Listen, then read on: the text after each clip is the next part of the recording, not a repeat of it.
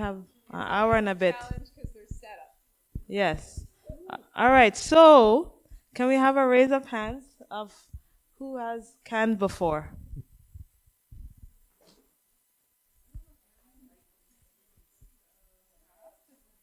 Okay. And those who raise their hand, experienced canners? Oh. Their experience can't.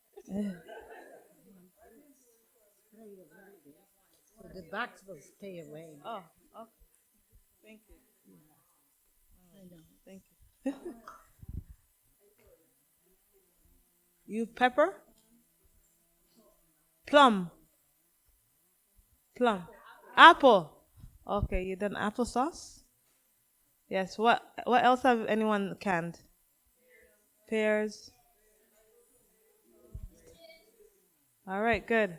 Well, and jams. Well, for those who have canned, you can assist us with your knowledge to teach those who haven't really done that yet. Okay? All right. So, So we have our water heating up. So we're going to show blanching some pears, peaches, and tomatoes. Has anybody blanched before? Yes. Okay. All right. Felicia's just going to get us some cold water. In the meantime, while things are heating up, because it has to come to a boil, we can talk about a few different things. So there's been some changes since my mom canned to when we're canning now. You used to have to, they used to always say sterilize your jars. And now they say if you're canning anything over 10 minutes, you don't have to sterilize your jars because they're going to get sterilized during the process, right? So the reason I think that they used to not have that was probably because they had shorter times for certain things, like our grandparents did pickles probably under 10 minutes. Now they're saying that they should be at least 10 minutes. And things like that. So because of those changes, I mean, if you're doing something like juice, like when we do steam juicing, I sterilize my jars first, because if I'm not going to recan it, or if I'm canning it for a short period, it's going to help it to last longer. Yep. Just on the just on the juice. Have you guys done grape juice before? Like canned grape juice? So usually when you can grape juice, there's a juice steamer. It doesn't have to be grape, it could be apple juice, whatever, right? There's a juice steamer, which we don't have here.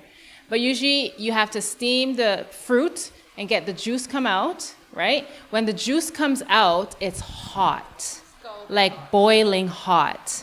And so you put that in the jar because it's so hot, and this is why Auntie Pam says she sterilizes the jar first. Because once it goes in the jar and you put your lids on, it cans itself.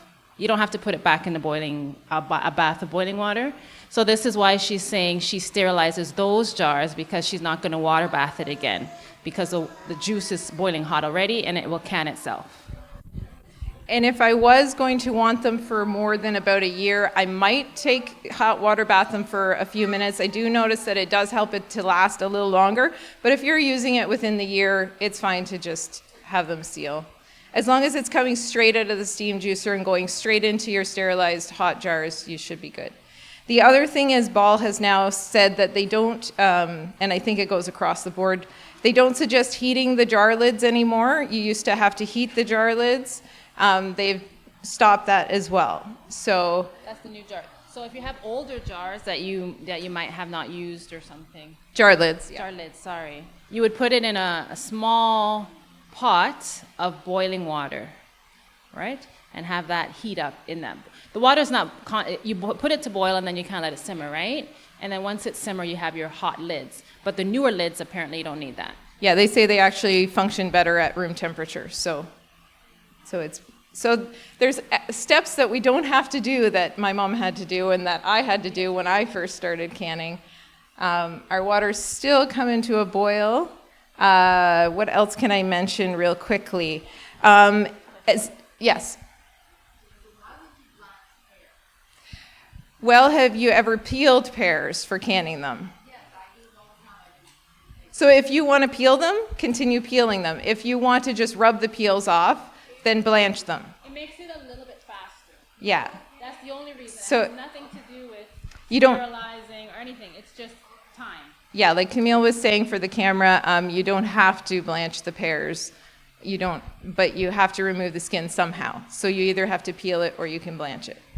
And I will note that it doesn't always work with the pears as well as you hope, but we're going to do our best today to do a demonstration. I have done it where it works, so yes. I haven't run this comment by our team here, but I used to run the Madoc Food Bank, and we got Bernardin to come and do a couple of workshops for us in Madoc, which was just amazing. Their advice is what our grandmothers did, and even what we were taught in the early days, probably worked and probably didn't kill anybody, but make sure that you do everything safely. And for those that are new to canning, my advice and Bernardin's advice, of course they're selling their product, but their advice is get a cookbook from Bernardin or a reputable company that knows what they're doing, that has the experience of years and years and years, that they know the proper, let's do the English, the proper way of canning, so that you're not using the old, the paraffin wax and all of these things that our grandparents and even our parents used. Make sure that you're doing it safely, and the best way of doing it is getting yourself a really good, reputable cookbook. But those of us here have recipes that we've used for a long time, and same with our families. Nobody's dead yet.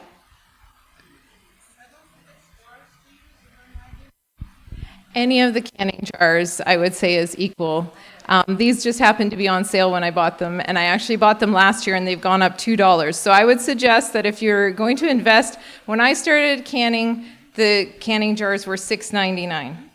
Now they're $15.99. You can get them on sale maybe for like $14.99. These were $13, I believe, $99. So every year they're just going to go up. So if you can invest in canning jars, the sooner the better if you're wanting it to be economical. Keep your jars. This is a pint. This is 1 pint. Yes. That's 2 parts. We'll show you as we go through the process. I was just going to add to what Sally said. If you can't get a canning book, you can go online and you can go to different state universities, and they have tried and tested recipes. I have a whole bunch of printouts here, but they tell you how long to process everything. They give recipes for everything. I shouldn't say everything, lots of things. And the thing is that when they do their testing, they're doing multiple tests. They're putting heat sensors inside the jars to see that the heat is penetrating all the food. And so because of that, they know that the recipes that they put out are safe, right? Handed down recipes, like she said, it might not have hurt anybody or killed anybody, but we want to do the safest possible. And so we can check and see what is safe. There's so many canning books out there, but if you can't afford a canning book, you can always print out your own. And I have some copies. I don't have copies to give out, but if you wanted to come and take pictures of different recipes afterwards, you can see me about that. Yep.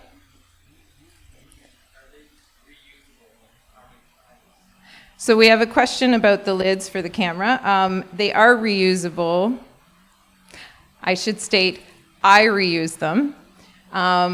They do suggest that you buy new ones of the snap part, not the ring. You can use over and over and over and over and over. Yeah. Year by year, right? So if you're new to canning, maybe buy new ones. As you become more experienced with canning, you can kind of look at them, and even actually brand new lids I've seen have been scratched or dented. If they're scratched or dented, they're not going to seal properly or give you a proper food product. So that's why they're asking you to use new ones. So if you examine them very carefully, then you can reuse them. That's the part she's talking about. So you have to check it, make sure it's intact, make sure that it doesn't become dented from the edges as well, because you won't get a seal. You want it to be nice and soft. If they get too old, they're going to get a different texture and not seal. For the most part, it's just going to end up being a not sealed product. So you're going to know right away that it's not going to seal, and you'll have to recan those jars with a different lid. I don't know that I can give you how many years it's going to last for, because I've actually had brand new ones that came scratched or dented. So you should always examine them before you put them on. Because one lid could last you maybe 2 times, and the 3rd time it's not good. So that's why you have to, there's no time frame. Or you could use it once, and after that first time, it's not good. So you have to examine each and every time for each and every lid. Choose a question. Yeah. So sometimes when I can, it's sealed, and then I put it away in storage, and then it pops up. Why is that? Well, so it's sealed in the beginning, and then it popped up later, and you followed the recipe to a T? No. Okay, so that's generally the reason. So if you don't process it long enough, it will eventually spoil, and that will cause it to pop. So it would have been probably good for a little while, and you would have been fine. That's why they suggest that you don't actually store them with the rings on. Because if you store them with the rings tight, then if it popped up, it could pop back down without you realizing. So they say it's best to store them after you've canned them, to take the rings off, or at the very least, if you want to store them like that, loosen them so that there's space, so that you'll know that if it has spoiled. You know, sometimes you buy spaghetti sauce and they have jars with rubber lids, and we fill with them. We can't go. So technically, the answer is no. Did my husband's grandma do it? Yes. Do you take a chance that it might not seal? Yes. So If you're going to use that, use it first. If it does seal, use that first. then you're fine. Then it's sealed. But if it pops back up, you also have to always examine. Like, I wouldn't ever use those for pressure canning anything. Fruit is different, because if a fruit has spoiled, it's going to be prickly. You're going to see either bubbles, mold, something, a visual identifier, right? But when you're pressure canning thing, botulism has no obvious signs, right? So you want to be more careful with that. What was your first question again? You asked 2. One was the spaghetti sauce. What was the first one? Why did it pop back up? Okay, yeah. That's what I was gonna. I'm trying to remember what I was gonna say. So sometimes you have a pseudo seal, which is at the beginning. If, like you say, if you don't follow up everything, maybe it's not canned long enough or whatnot. And that's why they tell you not to touch things when it's in the process of canning, because if you touch it, your finger can make it pop, and you might think it's sealed because it popped. You heard it pop, but it's not truly sealed. So that's why we're not to tamper with anything. Once they're sealed, you do all the steps you need to take. Do not touch it, do not tamper it until they're fully sealed. They usually say a day, right? Yeah, they say to leave it. I usually leave it overnight and then check in the morning. And if they haven't sealed, if it's just a short period of time, you can take that and, you can check the lid. Maybe it was the lid. Maybe it was your processing time. You can recan that, or you can stick it in the fridge and just eat it right away. So if something doesn't seal, you can still use that. Just use it right away or recan it and keep it in the fridge. I just wanted to say about oven canning. So I want to touch on oven canning. I know some people still do it, but, and I've said this in past years, but there's new people, so I'm going to say it. I don't suggest oven canning for a couple reasons. The element is going on and off, so your heat is fluctuating in your oven. I've oven canned myself, where the jar is actually sealed, and I had mold inside on the jam. The other thing is, my mom had a bad experience where she oven canned, she took the jars out, and I think because of the uneven temperature, I don't know exactly why it happened, but I've never experienced this with any water bath jars. She took the jars out and they tapped as well while she was taking them out. So always be careful to give lots of space between the jars as you're putting them down, being careful. They tapped and she turned because my dad called her, and they exploded, and she got glass all in her back and she got 3rd-degree burns. So I'm not a fan of oven canning at all. My experience and then her experience, I just haven't seen good results with it. And then seeing the science behind people that, like Rose Red Homestead is a good homestead if you want to write down about canning. She really takes everything to the scientific level. And I can actually find you guys, I think I have that right, Rose Red Homestead. If I don't, I'll correct it at the end. But she literally, she's a teacher and she has scientific background and she takes canning to the next level. So if you really want to learn, you can watch her. Okay. All right. Are we boiling yet? No? Not fully It's boiling. hard on a camp stove to get this to boil. Yeah. It It usually takes a while, but it's almost boiling. Is there any more questions before we continue? Yes. Go ahead.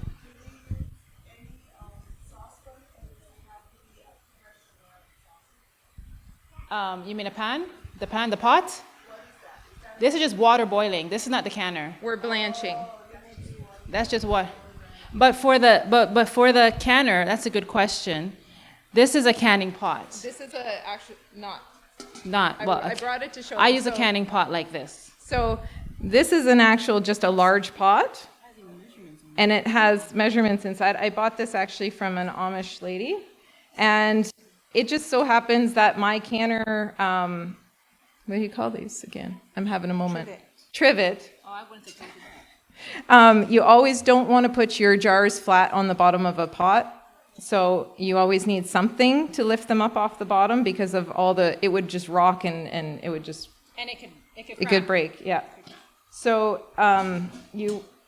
I put it in and it fits. So I like this because I can make my jam, I can quick wash it out, I can put this in and I can turn around and can them.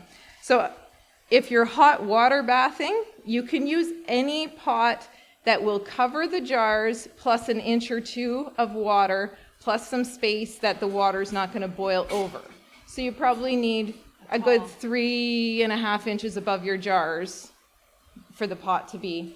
But you can use a stainless steel pot. These are actual canning pots.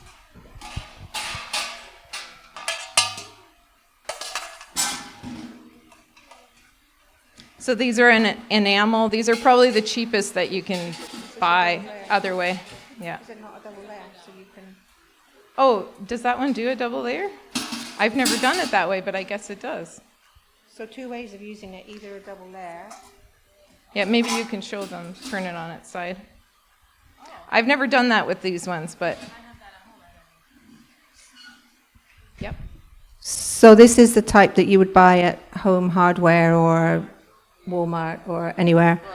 So my understanding is that you can do 2 layers using this one, or just put the trivet in this way up, and then you've got the handles to bring all the pots out.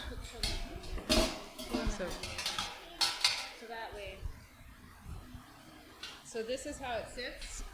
This is how it sits when you're putting your jars in, and then once you've put them in, you would lower them carefully down and close it up. I actually prefer these ones, but yeah, I mean, those work just as well as, I guess the only reason is that they're kind of fiddly when you're putting your jars in, because you have to make these handles fit around your jars and stuff like that. So, but you can get either of these inserts and canning pots like that on Amazon or online or at, I don't know if you can get these at Walmart, like the actual inserts, but you can order them online. And actually, they came out of a pressure canner. So if you get a pressure canner, you'll get one of these. And then you use your gadget to put your jars in. Yes. Is that the right way? Yep. Is it the other way? Actually, it is the other way, sorry. There you go. Yeah, so it grips the... So out of all my canning tools, you can get canning kits online or in Walmart or in Home Hardware store, etc. Out of all my canning tools that come with it, like they have a magnet for the jar lids because you used to have to heat them. It also keeps them clean from your hands touching them. But this is the one I use the most because when you're taking them out of the hot water, there's no way you're going to be putting your hands in there. So this one is essential. Jar lifter. It comes in a kit. They usually have a canning kit that it comes with. So the kit will have something like this in A funnel, very necessary. funnel, and it will have this same thing that she was showing you in there, and it might have this. So this is a magnet. So when you put your lids on, okay, especially if it's hot. Remember they used to tell you to put it in the jar, heat it up. So when you put it on, it's magnetic. So you could take it out of the hot water. So you're not touching the underside. Right. Take it out of hot water and put it onto your lid, your jar, sorry, and then let it. So the kits usually come with this, and they come with, some kits come with what's in your hand. You can explain that. So this is a headspace measurer. When you're new to canning, it's nice to know a canning book and a canning recipe will tell you how much air you should have in your jar, and that's called headspace. So you'll fill your product to a certain amount, and they'll say you should have so much headspace. So you take this little tool when you're done, and it shows you on here, it has 1 inch, 3/4 inch, 1/2 inch, and 1/4. And so if it says 1/4 inch headspace, you just put it like that, and that's how full your jar should be. If it's half, you go like that. If it's 1 inch, and so it's an easy way as you're learning. Once you've learned, you kind of see, but in the beginning, it's nice to have.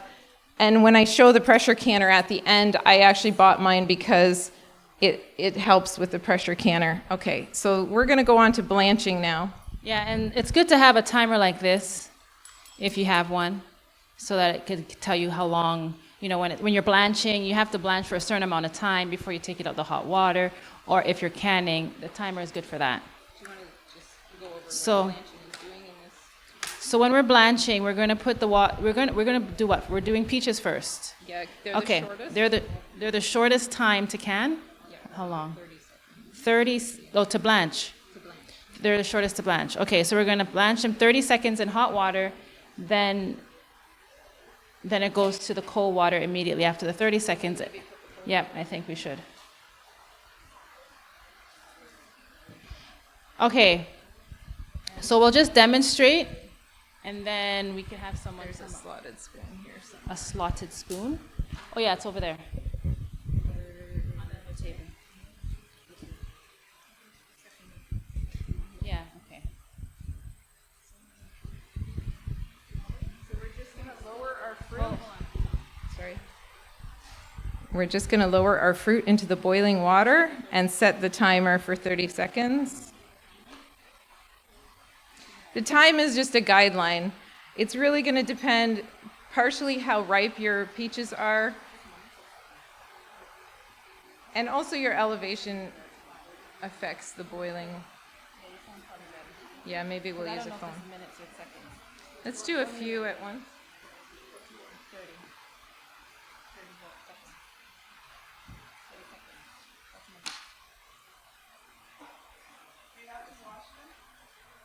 I don't for blanching. I mean, if they were really dirty, I would wash something, but you're putting it in boiling water and you're taking the skins off afterwards, so.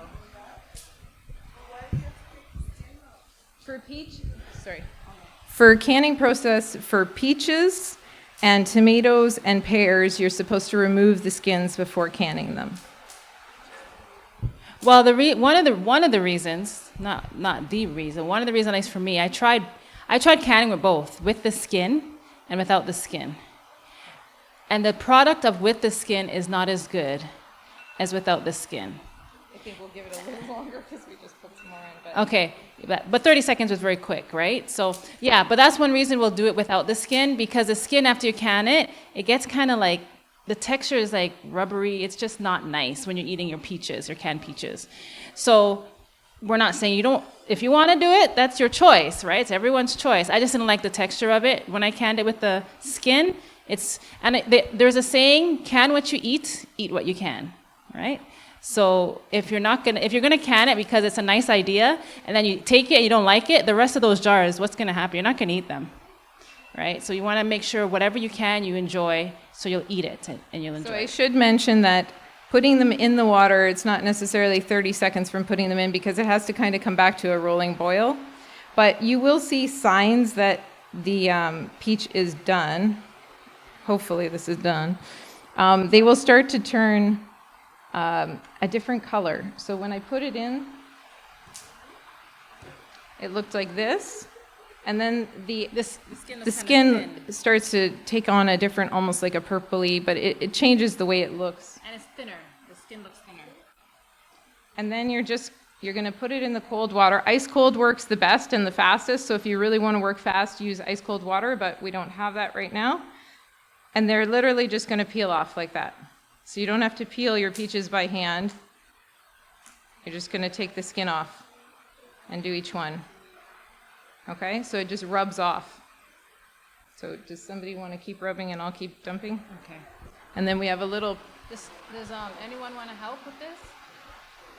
Taking off the peaches? Does anyone want to come up and we'll probably get some water over them. Get some water. Does anyone want to come up and help? We'll get some water. Everyone can wash off their hands. You want to come and do it?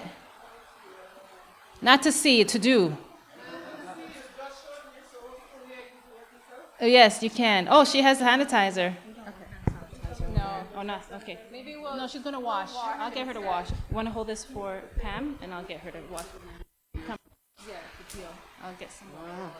Well, anybody that's interested in actually doing it hands-on, we can just quickly wash our hands and then do it because we will be canning these. So, how many? Sorry, I didn't. Volunteers? If you want to volunteer, we'll have tomatoes coming up. So if you wash, then you're ready because we're doing them right next.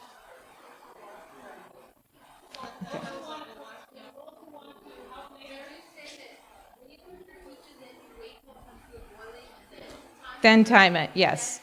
Yeah, so we are barely boiling here because we're on a camp stove. It is much harder to can on a camp stove. I think just the air coming around the pot and everything, but not getting the same heat we would get in our kitchen, so it's going to take us a little longer. You have to kind of factor that in, unfortunately. You want to keep making sure that this water is cold, stays cold, because once it's warm, it's not going to have the same desired effect. And your fruit will warm it up. So as soon as I take these out, I'm going to be putting in some tomatoes out of our greenhouse in there, and we'll show you doing tomatoes as well. Hopefully we won't overflow our water. All right. Do you think that's enough for 1 jar of peaches? Probably, right?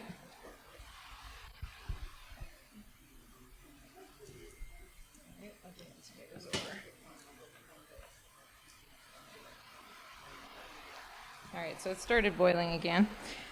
So these are just aroma style, but it works with any beefsteak and stuff like that. If they have a lot of, like, heirloom tomatoes tend to have, I'll show you as I put these in, but we're just going to put our tomatoes in now. Yeah, it might take a little extra because it's got to come back to a good boil.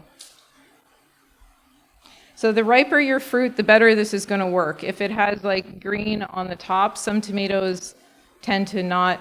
They tend to have green that doesn't seem to want to turn. That part you might have to cut off when you're blanching.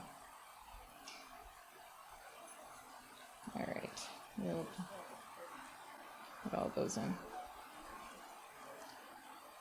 Why not? We'll put that guy in too. So what I was talking about, you can blanch even the larger saucer ones, but when you have something like an heirloom tomato that has that, that's not going to peel as easily. You're going to want to cut that part out as you're doing the peeling process.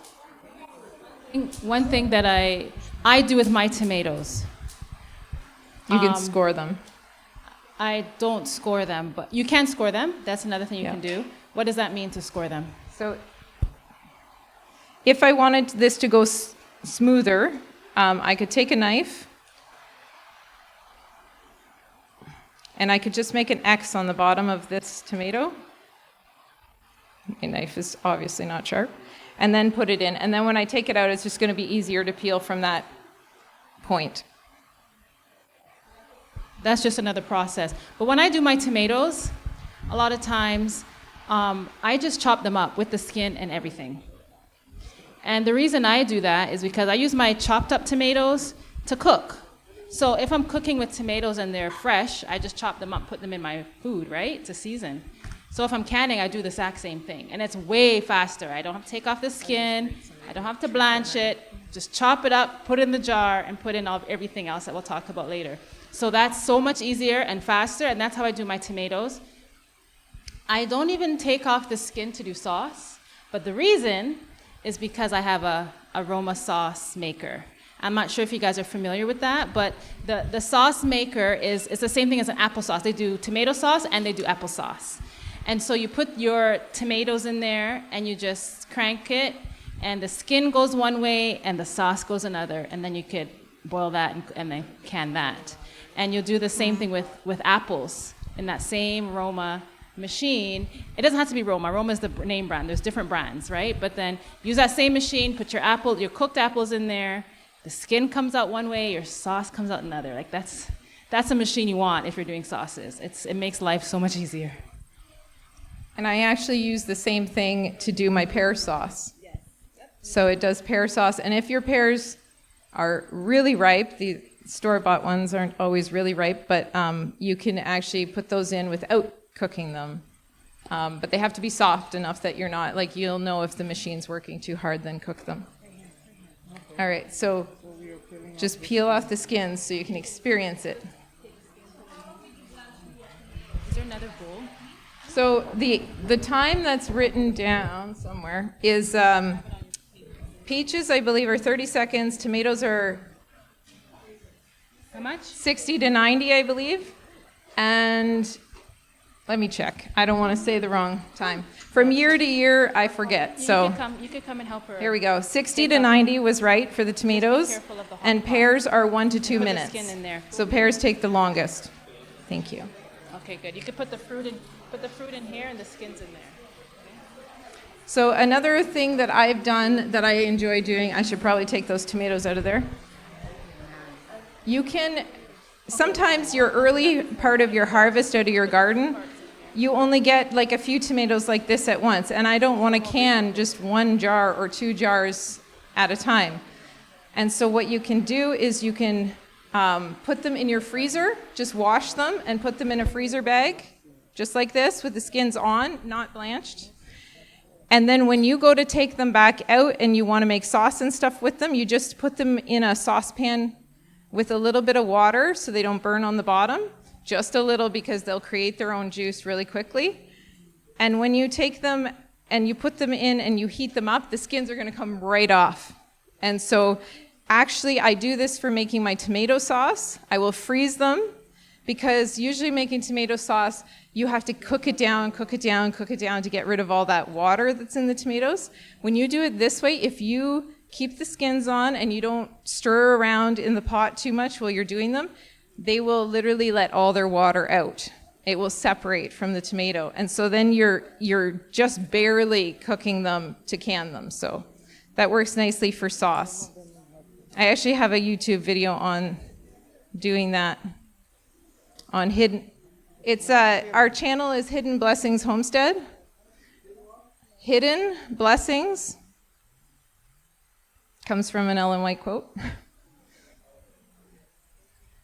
So it's Hidden Blessings Homestead. And we show greenhousing, gardening, canning, etc., building our log cabin, stuff like that.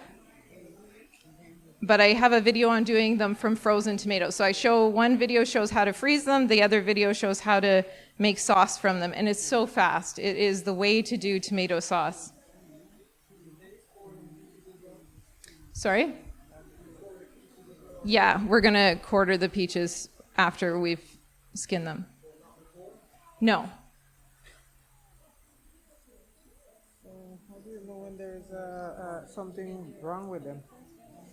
What do you mean? You have to quarter them?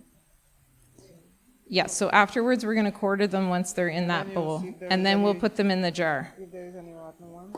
Yeah, if there's any bruising, you want to cut that out. If you have mold on the outside of the peach, everybody has a different thought process on this, but if I have mold on the outside of the peach, I don't bother using that to can, because I figure, why would I throw a piece of that in with my batch of peaches and possibly make something go wrong? So just cut that off, and if you want to eat that, yeah, it's a bird peck. They're out of my greenhouse. It's okay. bird peck? Yeah. It look like a warm one, should it? No, it's a bird peck. We have birds in the greenhouse. They help with the bugs, but then they peck. All right, I'm going to put the pears in while these ladies are doing that. For the pears, 2 minutes. I might for the pears. I'm going to go at least 2 minutes because we're having trouble keeping the water hot, and these are cold out of the fridge.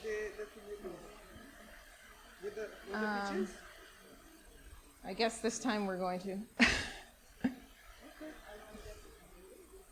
I don't like the bud peck thing. You want to clean out the bud peck?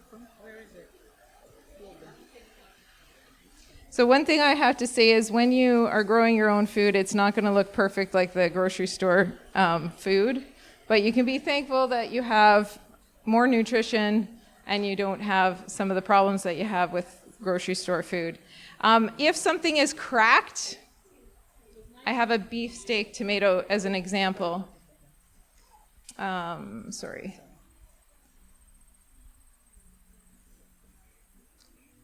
So sometimes when you're growing your own tomatoes and you don't remove them quite as they ripen up, if they get too much water, they will crack. And that can, if the skin is open, that can cause bacteria to go into the tomato. I wouldn't personally, I might use that fresh. Some people will use that. As long as you're cutting away from that enough, you should be able to use it. That's your discretion.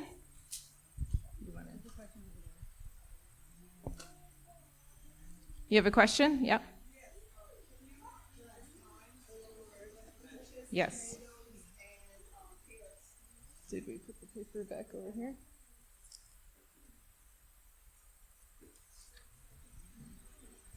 So the blanching times, remembering this is just approximate, once the water has reached a boil again after putting them in, it's peaches is 30 seconds, tomatoes is 60 to 90 seconds, and pears is 1 to 2 minutes.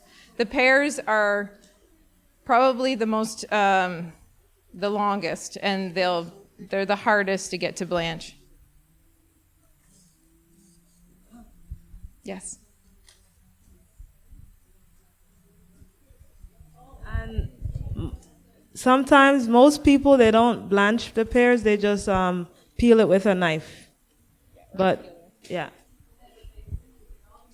Yeah, so you can Okay. decide which way you want to do your All right, pears. so Lydia, right? Yeah. Tell me your experience doing this. I have no experience. That's You why just I'm said, what here. did you say to me just now? I said it's a messy job. There you go. There is your expensive. It is very messy, so be prepared for your kitchen to be messy when you're canning. Okay, especially tomatoes, okay, because juices go all over the place, you know? So it could be a very messy job, so just, you know, keep that in mind. See, You have to choose a day where you don't have anything else to do but that. oh yes, yes. this, and it depends how much you're canning. It could take days. I heard people say things like that, but Now you have firsthand experience. yes.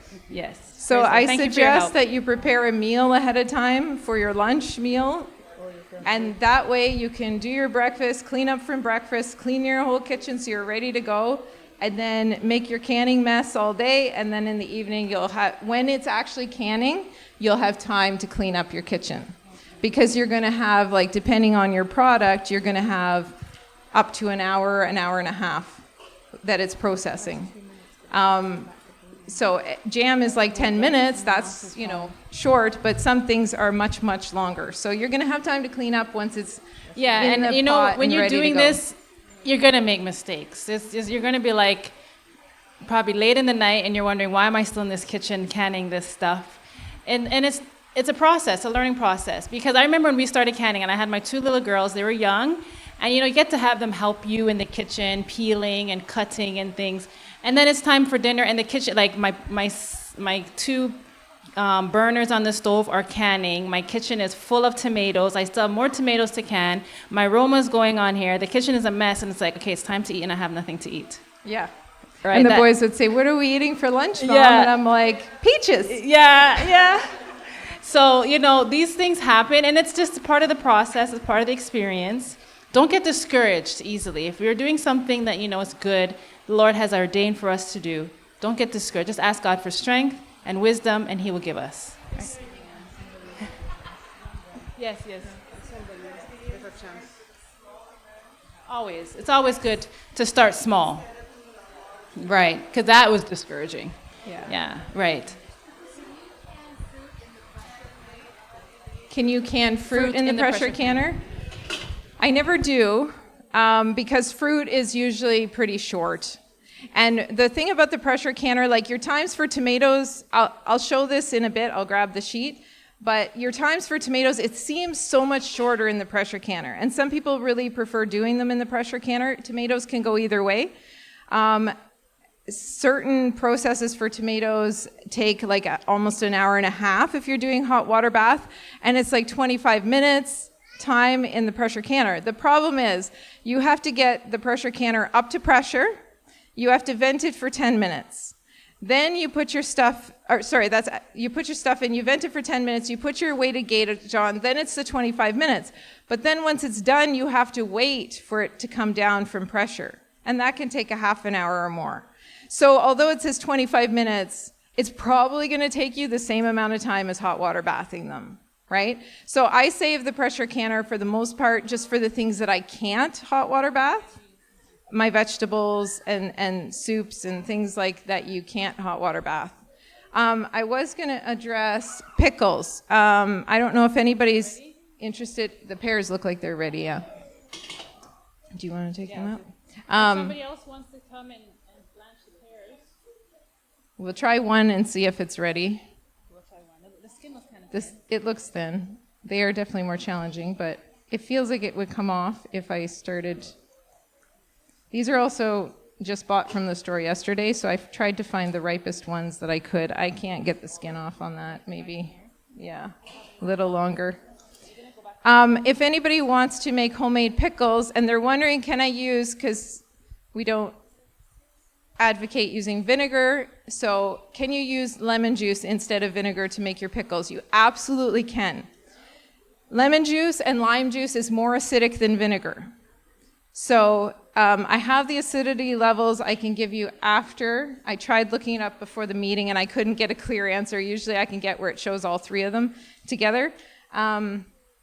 But lime is the most acidic. Just don't use key lime. Just regular bottled lime. And bottled... The problem with using lemons and squeezing your own is that the acidity may vary. So if you can check your acidity, it has to be 5%.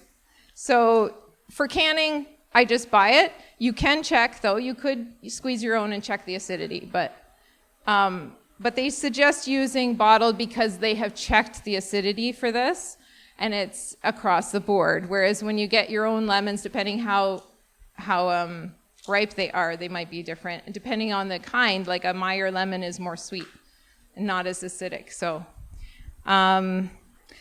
you can use anything that calls for vinegar, you can use lemon or lime. If it calls for lemon or lime, you cannot do the opposite. You cannot use vinegar. So salsa recipes that call for maybe lime juice, you cannot substitute that for vinegar because vinegar is less acidic.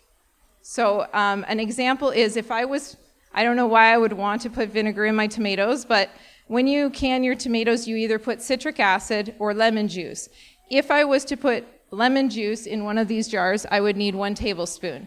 If I was to use vinegar, I would need 2. So it's a lot more acidic than vinegar. Now you can buy more acidic than the 5% vinegar, and that would change things a little bit, but...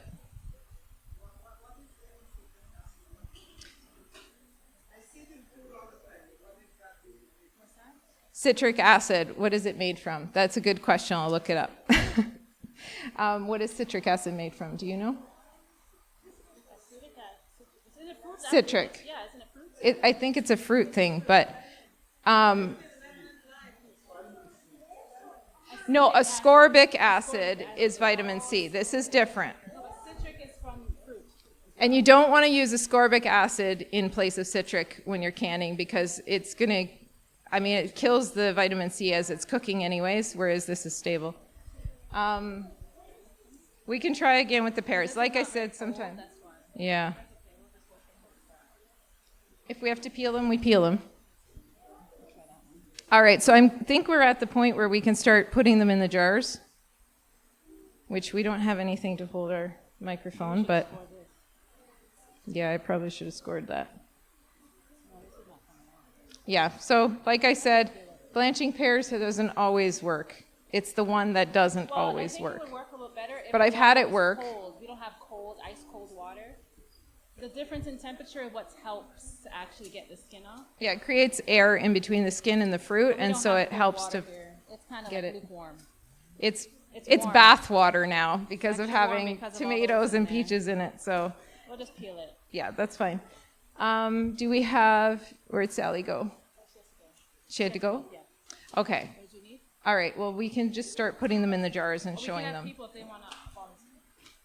Does anybody want to volunteer, wash their hands, and, okay, you. No, I just want to tell you that citric acid is found naturally in citrus fruit. Citrus fruit. So citric acid is found in citrus fruit, naturally in citrus fruit. Thank you, Allison. All right, does anyone want to come and get these fruits in the jars? Pardon? Put the fruits in the jar. We need them peeled and those peeled and put it in the jars. Does anybody else want to come help put fruits in jars? It's actually longer. It was longer. Pears are temperamental. Yeah. Yeah, the skin's harder. Yeah, the skin is harder. And these ones, as she said, she got them at the store. And they There's a were mosquito. bought yesterday, so they're not super ripe. Yes. Yeah. This one is Bartlett. Yeah. And these are really good to can with. I like the flavor is just great. I love Bartlett here. You could try Bosque and different ones. That's the thing with canning. Try and see what you like. Exactly. Okay. Does anybody want to hold the mic? We don't have a mic holder here. I have an ice. We do have a mic stand. Ice block. We'll just Yeah, peel them. okay. We're running low on time, but thank you. What time Okay. is it anyways? It's okay, we got to stand now. All right. So with tomatoes, I got a jar here. With tomatoes, there's a variety of ways that you can do them if you're just doing like a diced tomato or a half or a whole tomato. Sorry. Anything that's green, I prefer to cut off. I end up I prefer to can diced tomatoes. It's like she said, can what you eat. And also if you're just beginning, can what you can't readily get the way you like it.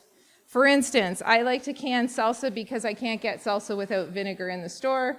And so I can mine with lemon juice. So my priority list for my tomatoes coming out of the greenhouse is I'm going to make salsa, I'm going to make ketchup, I'm going to make barbecue sauce if I want it, I'm going to make diced tomatoes because I don't like getting the green shoulders in the diced tomatoes. It's just my thing. I don't like that. So with my own, I can cut that off, right? And you can put them in whole or you can have them. The way I'm doing it is just let them have their own juice. So I'm just going to keep pressing them down and the juice will come out of them. I don't have to add any water or any juice to them. Come this way. So again, I'm just going to cut anything that looks like it might be hard, like the core, and then I'm going to put it in. If you want them like a diced tomato, then you have to take the time to dice them up before you put them in.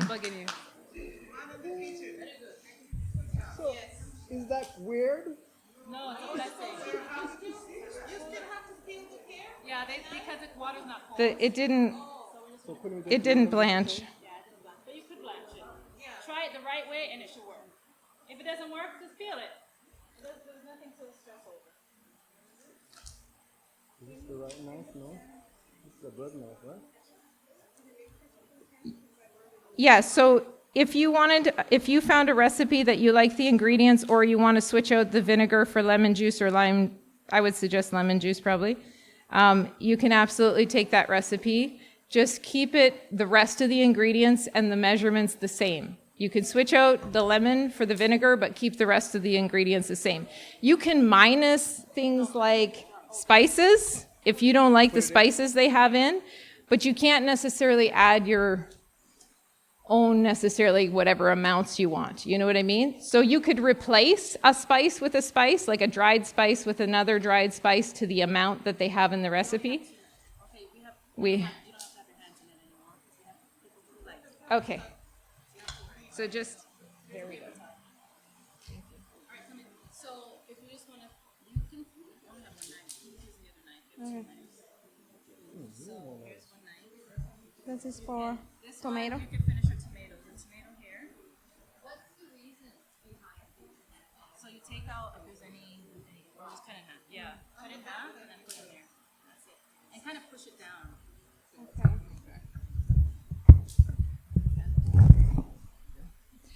So the thing is, again, it's a tested recipe. And so there's a certain amount of spice that's allowed in a recipe with it being at that time that you're canning it. There's a little bit of flexibility in, like, say if a recipe asked for, I'm going to give like an example, like cinnamon, and I wanted to try it with ginger instead. I could try dried ginger instead of the cinnamon, but for the same amount. Like if it asked for half a teaspoon, I could try half a teaspoon of the other one. But I wouldn't want to add a bunch of spices that weren't called for, like dried.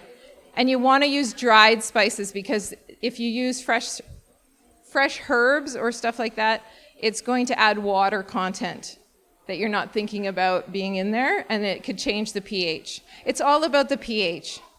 So, you want things to be safe, and what makes fruit safe to water bath is that it's a low pH.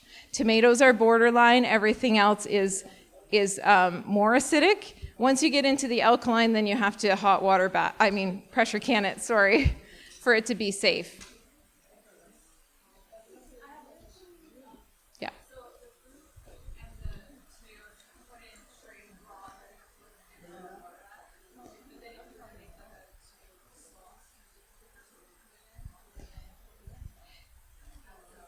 Okay, so her question was, the tomatoes, we've blanched them so they're not truly cooked, and they're going in, and our fruit is going to go in raw, and that's called raw pack. And there's heating time differences for raw pack and cooked.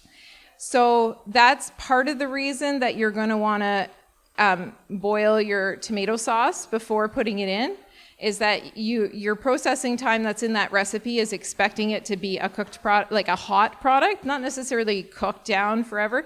Like, I'll give you the example. When I put my tomatoes in the freezer and I take them out and I let them defrost in a pot heating up, they've heated up to steaming probably. I'll then take them, I'm pouring off the water the whole time. I'll have all kinds of water come off them. I'll throw them in the blender after that. I don't worry about removing the seeds, but some people say it changes the taste. I just blend it up after removing the skins. And you could, at that point, have blended them with the skins as well, to the best of my knowledge.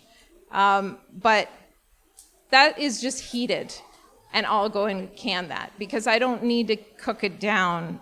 The thing with tomato sauce is when you're first making tomato sauce, it's so runny that it's more like tomato juice. And so you're cooking it down to get rid of all that water. That's why I like using the freezer method, that you freeze the tomatoes and then all that water's coming out of them. And so you're just pouring it off. Makes it much quicker.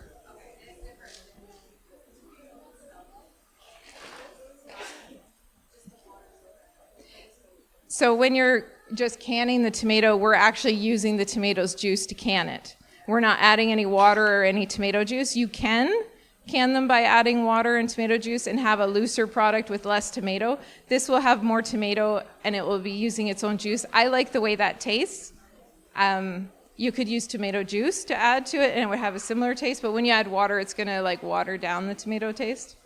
It's what you like, try a few different ways and see what you like.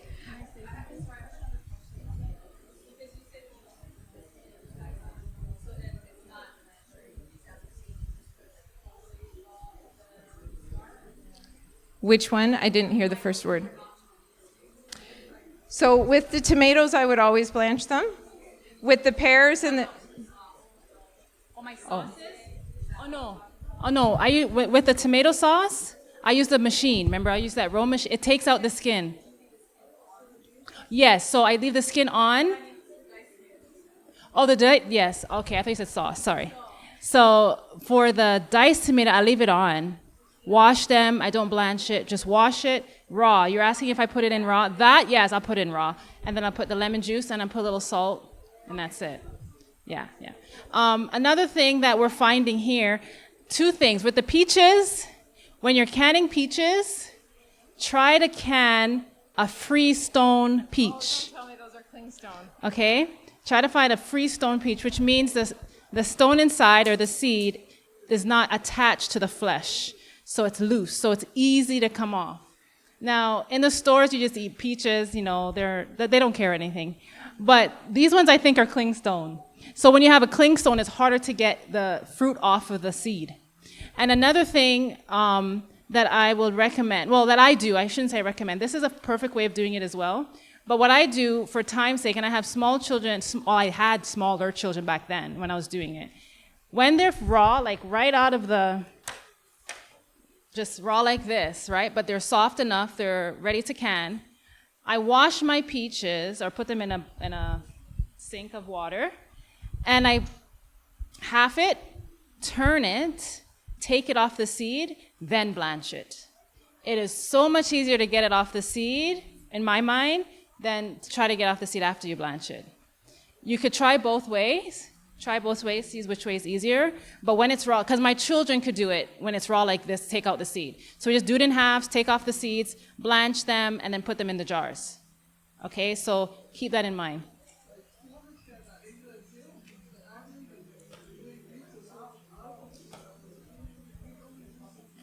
You don't remove the seed. Wow, you just put them. They have a taste even. Is it soft?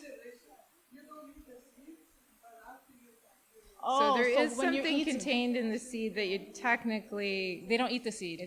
She said yeah, but that would cook into the fruit while you're canning it. Oh.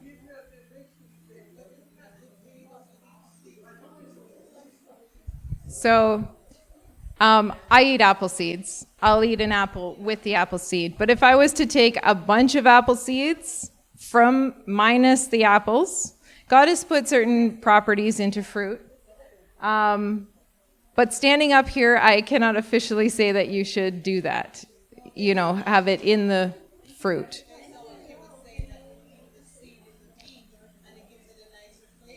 When canning it. The only thing is whatever's in that peach seed is going to be coming into the peaches. So just realizing that. That's all I'm saying. Just realizing that property is going in there. You're technically not supposed to eat peach pits or cherry pits. So I'm just clarifying that if you're wanting to take that risk or whatever you want to call it, realize that canning it is going to help that whatever is inside the pit to come into the fruit because you're cooking it like that. That's why you're getting the taste, right? So with cherry pits and with different fruit, there's different things that in our body change into different compounds. So just being aware, take your own risks, but just be aware of your risks. Don't take somebody else's word for it, right? Know what's inside and know how much you're consuming of it, right? So like I said, I'll eat an apple with apple seeds in it, but I won't take a whole bunch of apple seeds and eat them because then I might get sick, right? You have a question or are you stretching? So I see you are putting the mix the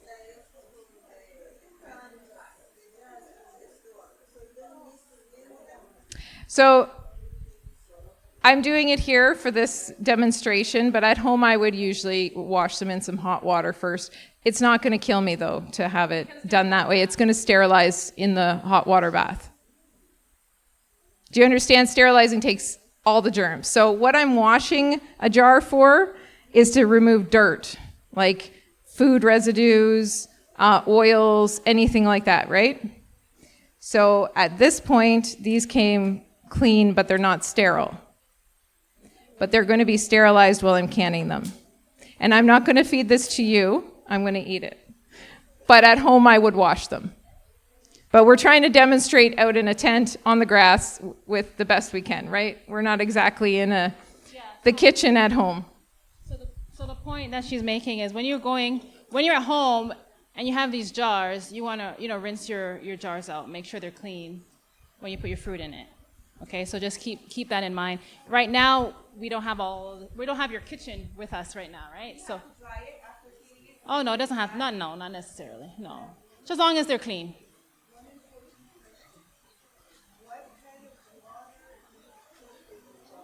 Yeah, we're gonna discuss that for depending. Yeah.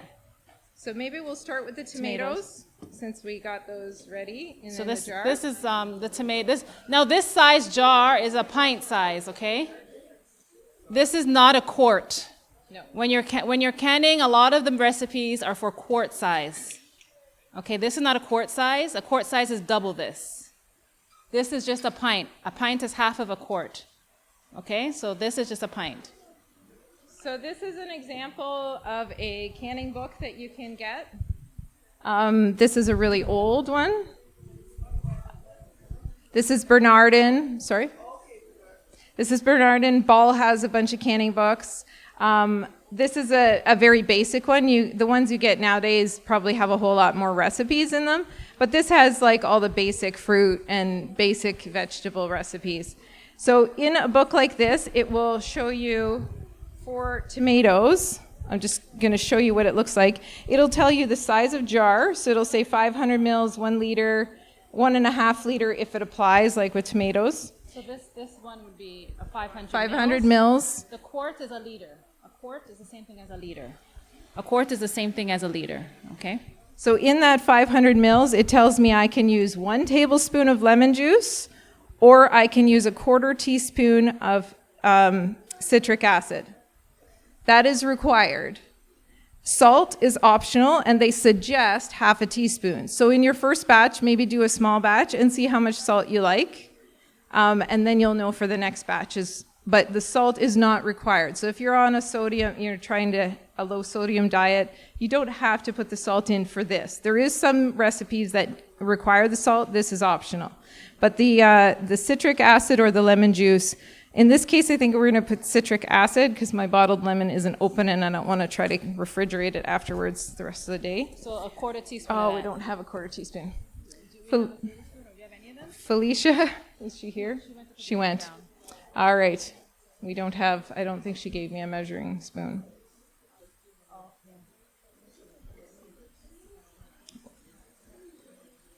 No, I don't think it's in there. This is 500 mils, called a pint. They have 1/2 pint jars. I like to use the 1/2 pint jars for jam, for relish, for ketchup.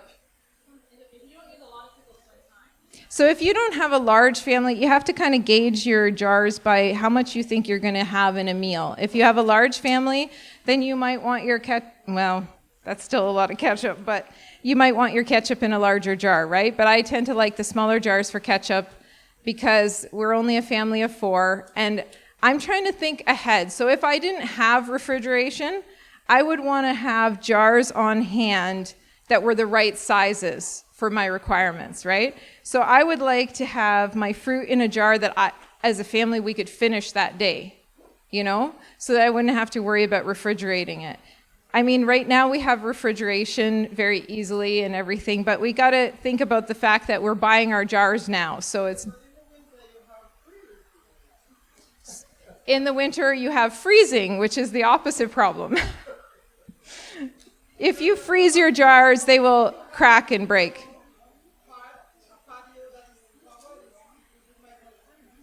So you could take your ice from outside and you could put it in your fridge and help your refrigerator stay cool. They used to have, ice boxes, exactly.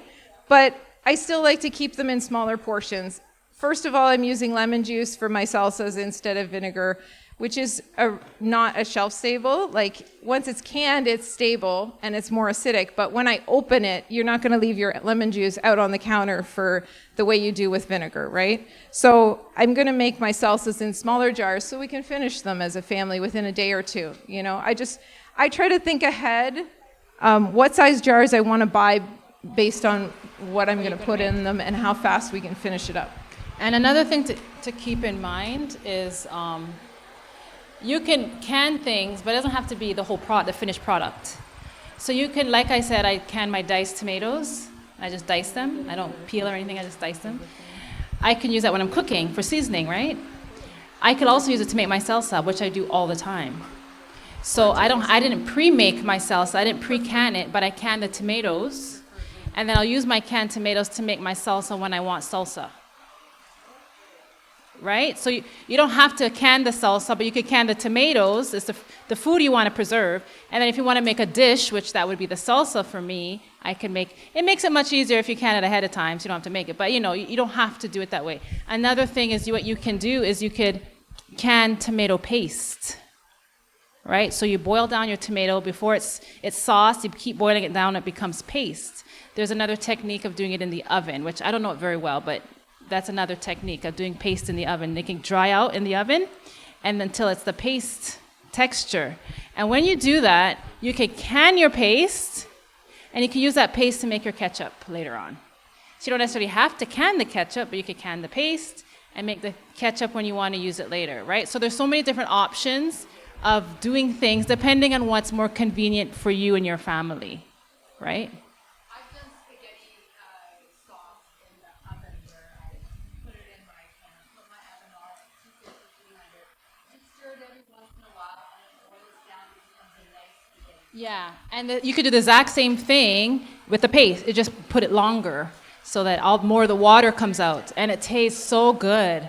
It does. That paste I've done that once, and that paste tasted like the richest paste I've ever had. Yeah, everything's gonna taste so much better than store-bought. It's just, when you're doing your own, you're using ripe fruit, ripe vegetables, and there's just something really nice about canning your own. What did you say?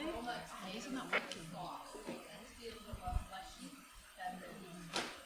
And in growing Roma tomatoes, I have to say that we've found two varieties that don't get blossom end rot or cracking as much. So we grow Baylor paste and Napoli paste. And both of those, we've had problems in the greenhouse growing regular, like San Marzano and other paste tomatoes, but these ones do not get the blossom end rot. So they're two good varieties. Yep.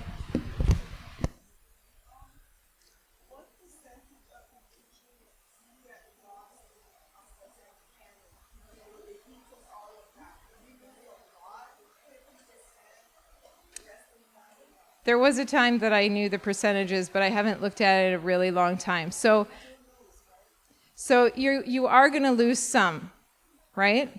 The thing is, so in the freezer wins for the short term, canning wins for the long term, I think.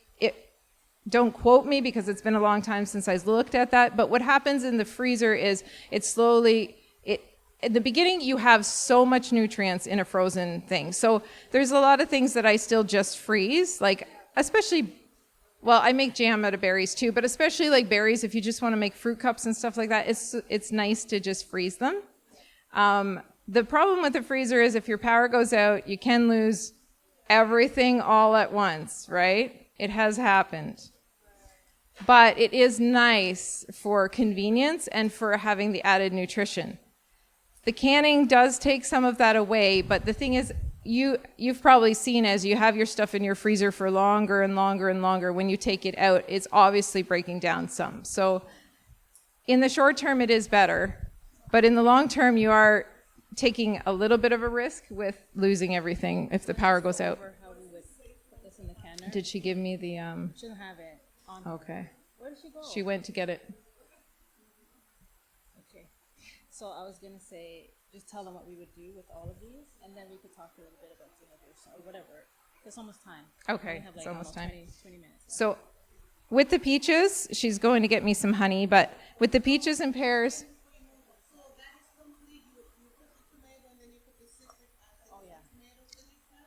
Yeah, so if I had put the citric acid in, but we didn't have the measuring spoon at the time, we haven't closed it yet, but we can go ahead and... So I think she's going to get it, but...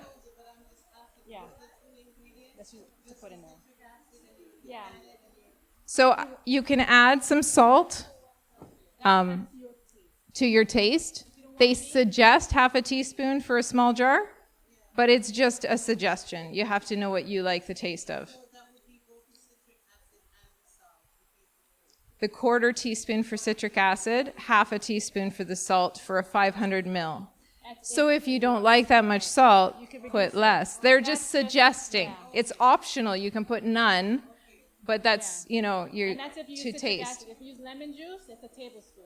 Yes, so if I was to use this bottled lemon juice, you would add a tablespoon to this jar and 2 tablespoons to a large 1 liter jar. Yes, question? Pardon me? There's no safe recipe for canning avocado. Sorry. Man, if you could, trust me, I have a whole bunch of that in my house. Freeze it, Try yeah. and freeze it, yeah.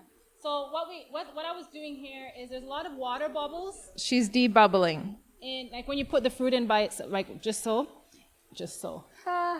When you put the fruits in just like that, you have to make sure there's no water bubbles. So I'm just using this knife. There are different things you can use. Sometimes they give it to you in a kit, right? Yeah, so you can use that thing. This thing. This is a debubbler. Right. That end. Yeah.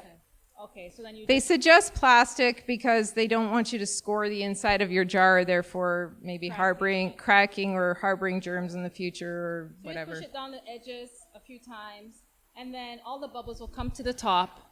And you notice here, we didn't put any juices in the tomato, but I'm not sure if you can see, there's juice in there, and it's all its own juice.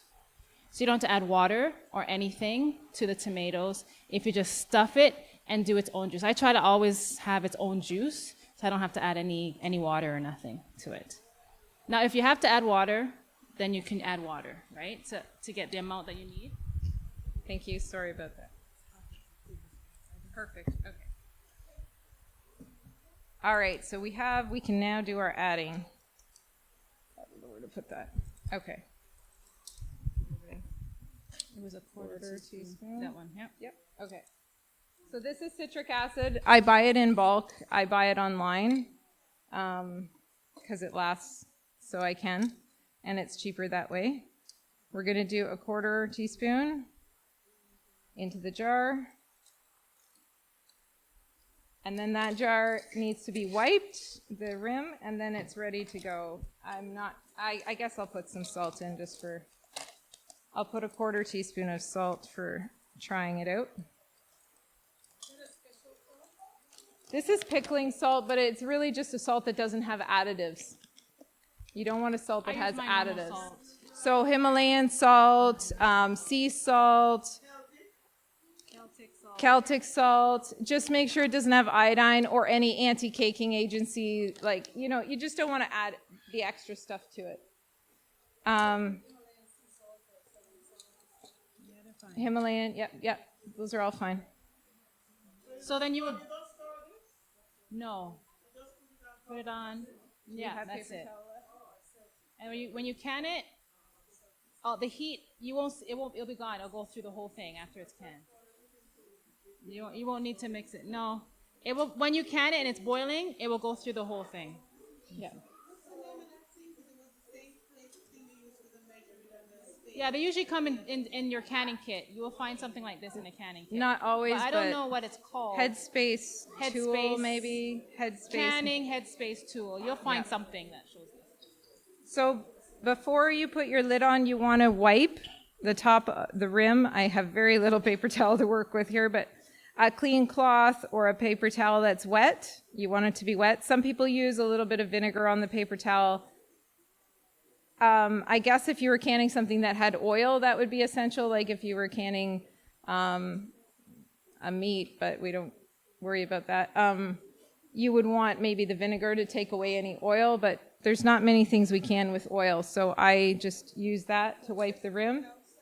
So you just want to, it's not the outside, it's the part that's going to touch the rubber, like the seal. Yeah, because your seal's going on, your lid is going on top of that, right? So. Okay, so we're gonna, that one might have to, oh, there we go.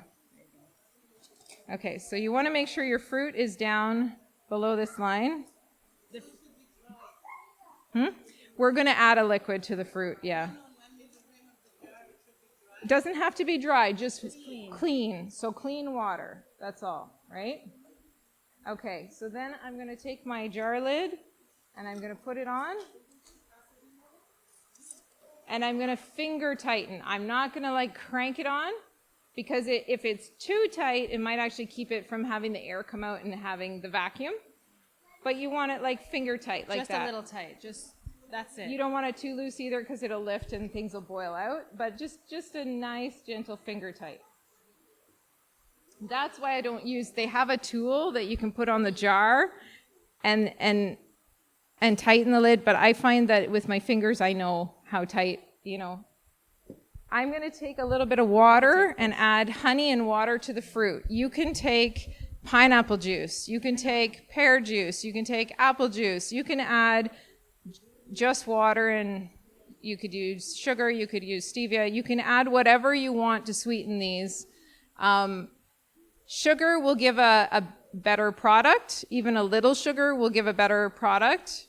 The honey does a similar thing. The fruit juice, it'll change color a little sooner, and it won't be quite as firm when you open it.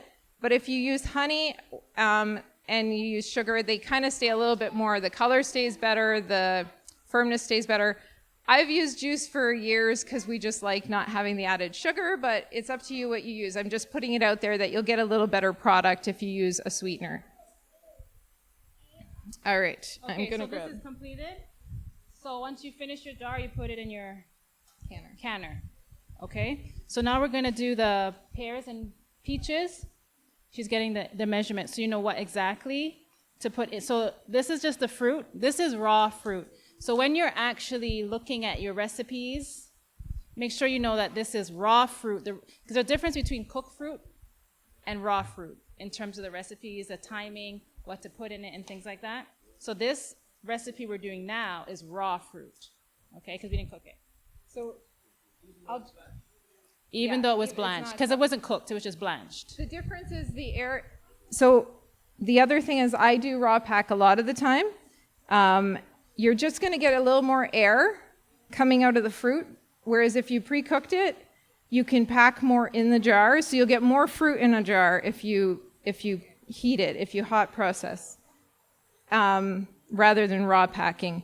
So it's how much fruit you have to deal with, how do you mind that in the end, having less fruit in your jar, the product differences. Like usually a hot process is a little bit nicer in color and texture again than a raw pack, But it's more time. but it's more time. And how much time do you have? Ideally, we would have, see how they're browning. Ideally, we would have had these in some sort of fruit solution. Even lemon juice and water works to keep them from browning. But because we're out here, we're doing things as we can. So I'm going to put some honey in this jar. Where's a tablespoon? We had one here. Oh, I guess. Half a tablespoon. That'll do. So this goes in this? Yeah. Oops, sorry. So I'm just going to put that in there. You can use sweetener of choice. Like I said, you could just fill this up with fruit juice. My mom did that for years and years. You think one whole? Probably one whole. And how much you put is going to depend on your taste as well. That's 1 tablespoon. Yeah. 1 tablespoon we put in the pint jar. And remember, it's according to your taste. It's totally according to your taste. And then I'm going to add water. Doesn't have to be, it can be your it can be your drinking water, but in this case, I just want to use this because we're out here, so. Pardon me? No, it was one. It was One, two it was halves. It was 2 halves. So 1 tablespoon of the honey in this pint. But it could be But it's going to be to your taste. according to your taste. You might want more or less, you know. Cover the fruits with water, and it should be. I'll give you headspace. I'll look at Okay. it right now. Now, this way we're doing right now is one way you can do it, but then you could also have a pre-made syrup. You see the water and honey that we just did? That water and honey could be in a bowl or in a pot, and you have it simmering in your pot, whether it's sugar, honey, stevia, whatever you're using for your sweetener, in your water. So you would have to find out your recipe If you want, like she will talk about, if you want it light, very light, in terms of how much sweetener to put in there. And then once it's boiling, you just take your syrup, pour it into your jar, and then keep going. Okay. We're just doing it this way is a little easier for out here, but usually you would prepare a syrup ahead of time.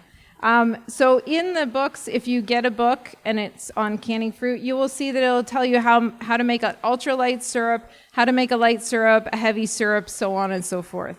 And which ones it suggests you might want for different fruit, right? If your fruit is more tangy, you might want to add a heavier syrup. I'm still looking for the amount for peaches. Here we go, fruit. So you would usually have a section that looks like this that says fruit, and it'll tell you headspace at the beginning here. So it says pack fruit into a hot jar within 3/4 of the top rim, okay? And then you're gonna cover it to 1/2 inch. So we've got our fruit. Where's our headspace measure? So we've got our fruit to 3/4, and then we're gonna bring our water to 1/2 inch. So I'm gonna add a little bit more water. So in every recipe, they have a headspace, and generally it's because of how much it will boil over, but you need enough. If your jar was half empty, you would have too much air. It would not have the same vacuum, right? And so they've tested this out, and they have measurements according to recipes. You start to eyeball it. It doesn't have to be exact, but I have noticed with certain things, if you go too full, they will siphon, they will boil over, and that can affect your seal. Because if you have a syrup in there and it's sticky, and then it gets all stuck, your jar lid might actually stick down, but it's not actually sealing properly because the air is not, there's no vacuum. So that is how full it should be, and then we're going to put our lid on wherever it is. Here we go. I can talk about pectin. We're going to do the peaches the same way, Yeah. right? Yeah. So Pretty much no. So the fruits have enough acidity to them. Oh, sorry. Thank you. The fruits have enough acidity to them that you would need to put lemon juice. But the fruit, the vegetables, and the tomatoes as well, they don't have that much acidity, so that's why you have to add the lemon juice. But fruits like apples, peaches, pears, they won't need it. Plums, you don't need that. thank you, Felicia, for your honey. All right, I'm just going to wipe this again because I got honey on it. So you want to make sure if you would be adding a syrup to something, you definitely want to make sure you wipe good because it's going to be sticky. And that's why you're not using a dry cloth, you're using a wet cloth to take away all that stickiness. And we're going to add our water. Again, the headspace is the same for all these fruits that are listed here. They give you a headspace first, and they're all the same. So we're just doing the same thing. Cherries, berries, plums, strawberries, all of them. So we're going to 1/2 inch with the liquid and 3/4 of an inch with the product. I don't know And what the the other lid one. is in here. All right, so that's ready to go. So now I'm going to give you some times for canning them. So when you go to can your fruits and your tomatoes in any hot water bath, this is only for hot water bath, not pressure canning. You want to cover those jars with at least 1 inch to 2 inches of water, okay? So you're going to put water in with your jars, and you're going to cover them at least 1 inch. And then the longer the processing time, the more water you want to have on top of them, right? So you don't want to go overboard, but I would say 1.5 inches to 2 inches for tomatoes because they take a lot longer than the rest of the fruit. So I'm going to give you the times for some of the fruits that we have here. So pears, if you were hot packing the pears, you would do, for that size jar, you would do 20 minutes. If you're at 1,000 feet or below sea level. So there's sea level and there's 1,000 feet above sea level. You can check it online. You have to go online, sorry. You literally put your place in and look at, and they will tell you exactly, to the foot, they'll tell you what sea level you are. So sea level sea level of your address, and then I'm sure you'll find. Yeah. Be- Because water boils differently depending where you are according to sea level. Yeah. And you so would it not- you affects would your not can it processing properly time. If you're at a certain sea level. Yeah, Some that's sea why I levels, added. You might do it 15 minutes, and another sea level, it might be 20. So if you do it at 20 when you should have been 25, You're not getting a proper seal. So every number I'm going to give you is if you were 1,000 feet above sea level or below. If you are above that, you're going to add 5 minutes. Most of us aren't going to be like 5,000 feet above sea level, but if you were, then I would ask you to check again, right? So I'm going to give you at 1,000 feet or below. So for pairs, it's 20 minutes. for this size. And that was for hot pack. I would add another 5 minutes for raw pack. So 25 minutes for this, for the pairs, okay? Let's just say 25 minutes for the pairs. For the peaches, raw pack is 25 minutes, and that's why I said I would add another 5 minutes for the pears. Yeah, 'cause it was, Yeah. So both of these are 25 minutes canning in this. Because we put them in raw. Because they're raw packed. And remember, you have your inch or 2 inches. You have your inch or 2 inches of water above your jar, okay?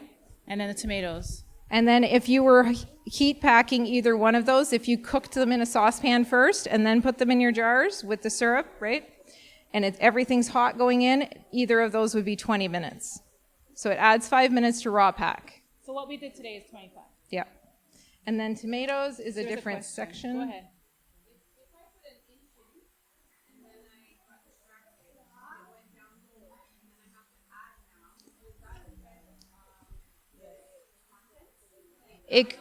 You don't want it to stop boiling. So if you are going to do that, heat a kettle. Don't pour it on the jar, but pour it between the jars, and make sure it's boiling hot water going in with your water, because you don't want to drop the temperature on your It will water. affect your can, and you'll have to start all over again. Okay, so does anybody want, okay, so I can give you different I'm gonna say amounts tomato. Just do the ones for how long for the for tomatoes. Okay. I lost it now. I was Yeah, there. it was there, but tomato sauce. Okay, tomato sauce, nope. Tomatoes. Half to hold tomatoes, which is what we did. So for 500 mils, we have raw pack. Doesn't give us time. It's over here. Oh, the time's over here. Okay, 1,000 feet or below is 35 minutes for that size. 35 minutes. So the tomatoes are a little longer. So you boil this for 35 minutes means once the water is boiling, then you start your time. So everything is in here already. You turn on your stove, the water starts getting hot, starts to roaring boil. When it goes to the roaring boil, start your time, 35 minutes. Once the 35 minutes is up, turn off the stove, leave it, let it cool down a little. Then you take out your jars and put it on your table with a nice tablecloth? Tea towel, table paper towel. something Yes. between it and the cold counter. Right, and you put it on there, and you're ready to do your next batch, right? So if you were doing a 1 liter jar, it would be 45 minutes instead of 35. Yeah, so what times we're giving you is for this size. Each size is different. So remember, keep an eye on your recipes and instructions, okay? For 1 liter. If it was, If it was quart, twice the you know, size. the big ones that are twice the size, yeah, that's what it's for. So if you think you can use a large jar, it's not really adding, like if you have a lot of tomatoes and you're like, oh, I could use a large jar, say I'm making a soup or something with lots of tomato, it would actually be more time efficient for you to do the large jars, right? Because you're only adding 10 minutes on your total time of your canning, right? Instead of starting another batch. I did want to show real quick the Amish canner. Okay. Oh, Auntie Kendra has a question. I just wanted to say, like, because you added that 35 minute jar, if you were depending on the food, you have to command all that stuff.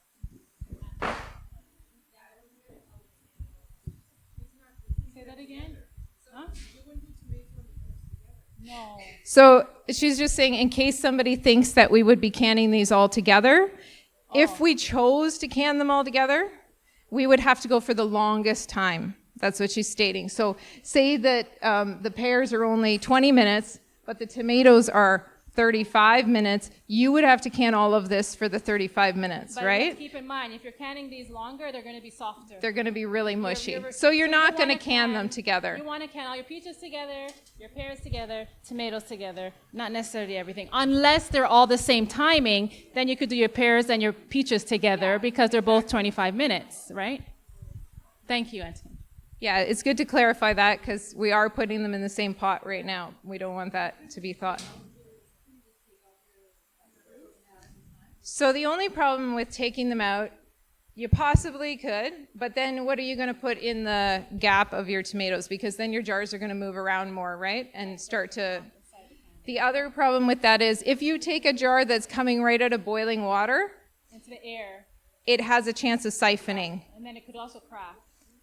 So, Cool a bit before we take them out. so siphoning is where the jar is going to keep bubbling after you've taken it out, and the chance is that it will bubble over and wreck your seal. Yeah, So it just- so the fruit will or the liquid will come out and over. Auntie Pam is saying, come out and over, and then you'll find that your product is like down here because a lot of the fruit came out, right? They're down here. So if you keep it in the water a little bit longer, let it cool, it kind of keeps some of that in there. You might still have a little, but it won't be a whole lot, right?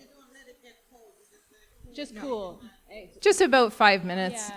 And just make sure you don't have a draft, like a window open near where you're putting them. You don't want them to cool prematurely, like really fast, because then you're not getting as good a seal, or you could crack them if it's too cold. Like say you decided to can outside and it was cold outside. I don't know, some people do. You want to make sure that you're taking them out to a relatively warm place so that you don't have any problems with them cracking or with them siphoning or etc. What else can I say about this? When I take my jars out, when they're done, after the night and they've sat, I take them out. First of all, when you're taking them out, space them. You're going to be using your jar lifter. Space them apart so you don't end up with a tapping problem, right? Because they are hot. They're really hot. And they could crack, or you could have a problem like my mom did. Hasn't happened to me ever, and I've canned a lot. The other thing is, after they've sat overnight, wipe them down. So this isn't especially important in a dry place, like in my pantry on my main floor, not as important, but I noticed when I put my stuff in a root cellar, and they looked clean, but I didn't wipe them down and started to get mold on the outside of the jar. That's harmless. You can wipe it off and you can still have that product, but it's just not attractive, right, to handle it. So I just took some vinegar and paper towel and water and wiped them down afterwards, and that doesn't, then you don't have that problem. For sure, that's very important. Oh, I had something to tell you. We have to close because our time is just about up. We'll get your question. But another thing that you can do that I did when I didn't have money, when I don't have money, I can say when I didn't. If you don't have one of these, and if you don't have that other one in the canner, I used these. If you could open it for me, please. A lot of these jar rings right here, and just put them on, layer them on the bottom of your, whoops, sorry, that was me, I didn't see you. Layer them at the bottom of your canner pot, and then put your jars to sit on top of that. So you're gonna put them this So that way it cannot touch the bottom, but if you don't have those things to lift it up, you could use these. and you just place them that way so that they're giving space. Right, and you can just put your jars on top. Okay, Okay. that was just something I wanted, but go ahead, brother, you had a...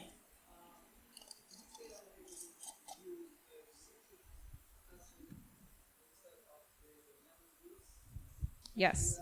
Yes. So you can use a 1/4 teaspoon citric acid or a tablespoon of lemon juice. And it depends on how you like the flavor. The citric acid is maybe a more neutral flavor.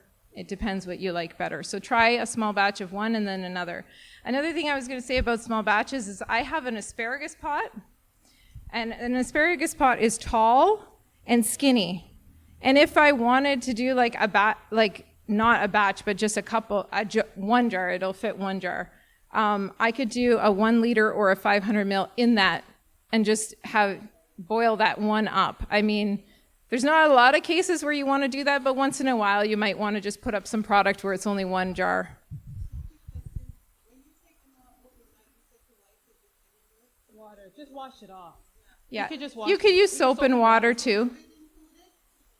Everything. Yes, the whole thing. Everything. Just because sometimes like the siphoning, it will have fruit juice and all that will come on it, and then from the water bath, so and it dries on it. And sometimes you can't see it.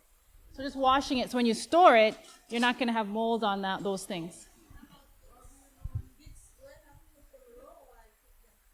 Beets? So beets is pressure canning, unless you're pickling them.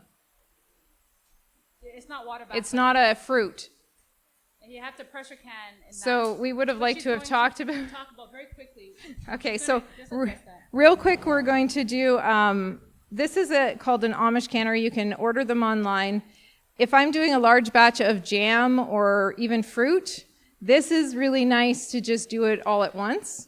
I can fit jam jars, like the 250 ml jars. I believe it's 54 of them. You can get 2 of these canning racks to put in. So you can put your one layer, you put the one in, you put a layer of jars, you put your second one on top, and then you can put more jars and do it that way.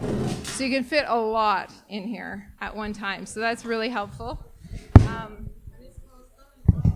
Amish canner. Afterwards, if you come, I can find a link for you if you're interested in getting one.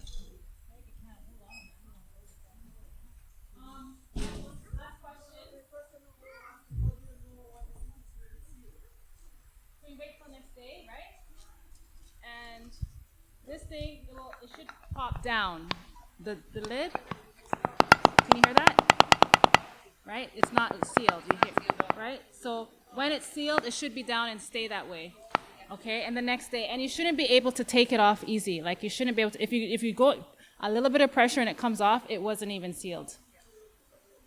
You know, you don't have to bang it or anything. Don't ever put that down. No, The air will vacuum out. the next day. Oh, to open it, you could, yeah, you should. You don't want to be too hard on your lids or jars or you won't be able to use them again. So you just need a little bit of pressure to, I mean, it's like the fine line between a little bit and a little bit. But I usually use, well, somebody told me many years ago, I'm not sure who that was, but when they were teaching me to can, when I was in BC, they told me to use a spoon, the back of a spoon, a small spoon, and follow the ridge of this to the top and then just pry it out. And it should open it. I don't use my fingernails. Some people have really strong fingernails, but I don't. So I don't. But it shouldn't be that complex to take. so after you've opened it, though, then you just want to check and make sure if you have used a spoon that you didn't dent it or anything, damage it, if you want to reuse it. Okay, so we're going to go quickly through pressure canning. So pressure canning is a whole different ballgame. With this, we're covering the jars. With 1 inch to 2 inches. With pressure canning, you're not doing that at all. So each pressure canner has a certain amount of water that you put in. Do you remember, Kendra, how much water you put in? There's sometimes a line inside, but each manual will tell you how much water. Yeah, some say a couple inches. Yeah, so I can see a line, like after a while, so your book for your specific canner, pressure canner, will tell you how much water to put in. But it's not going to cover your jars. It may come up the sides of your jars, but it's not going to cover your jars because here we're using pressure, we're not using the hot water bath method. So that's one thing you want to remember. Before you can with a pressure canner, you want to look, just a second. You want to make sure everything, yes, learn step 1 and then, so you want to look through here and you should be able to see light on the other side. You want to make sure that this is clean. Most times it will be clean, but if you say had a batch where some jar broke inside or something and the food went out, it might come in here, so you have to check that every time. Because this is vital that the steam can escape through here. This is where your steam is coming out, and so you want that to be clear. So you can look through it and you can see the light on the other side. Then the other thing you want to make sure is that if you're buying one used, for sure, you want to make sure that this safety here is down properly and that it's fitting properly. This, if you get overpressure, this is going to blow. This is what keeps you safe. This is what makes new pressure canners safer than the old ones were. they have this safety here. So when I put mine on the stove, I face this away from me. Because if something did go wrong, we've got our vent here, but if that was clogged for some reason and something went wrong and it went over pressure and this went out, this would be a hole that would be letting steam and possibly food out. And you don't want to burn yourself when you're going to turn it off. So if it goes like that, don't panic. You know, it's not going to go off like a bomb or anything like that because you have this. But if you can get to it and you can turn off your burner, that's good. If you can't get to it and you don't feel safe going to it, you can go to your breaker and turn your breaker for your stove off, right? Or you can throw a towel. The thing is, really, essentially, it's going to relieve the pressure. So you're going to give it some time. If you don't feel good about going to it and turning it off, it is going to relieve its pressure, and then it's going to become like a pot that would be boiling on the stove, right? So don't panic is the key, right? But ahead of time, you can set it so that that's away from you, so that you don't have that burning hazard, right? Know your stove. Know, if you have a propane stove, you can always go outside and turn off the propane if you feel safer doing that. You can go up, if you feel safe, you can cover yourself and you can turn off the burner. But, just thinking ahead of what plan you might have according to what stove you have. That way you won't panic if something goes wrong. I've never had a problem, but some people do, right? So thinking about that ahead of time. So there's different weights. If you guys want to come to me, if you're interested in pressure canning, you can come to me after. But each different canner has a different weight. And it has a different way of jiggling. So these they kind of look like a hula dance, kind of. It kind of goes like this, and it jiggles gently around. This kind, which is on my All-American canner, it goes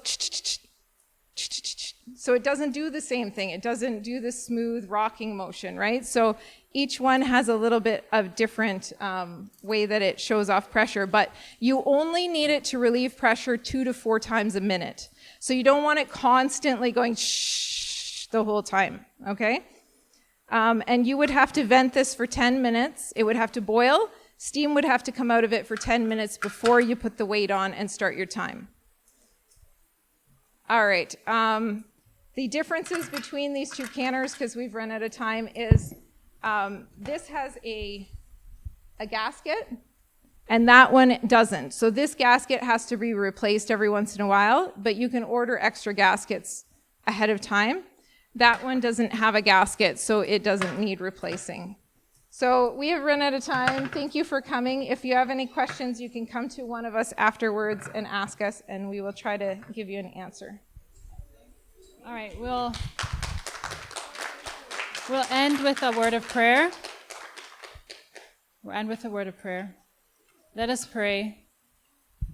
Dear Heavenly Father, we thank you so much for your goodness, your mercy, and your grace. We thank you for giving us the opportunity and the wisdom to know how to preserve our food through different means, Lord. We thank you for giving us the food that we can do that with. And I pray, Lord, you continue to give us wisdom and understanding. Help us to depend on you and trust you in everything. And that when we're doing these things, Lord, that we could ask you for advice every step of the way, that you're in it with us.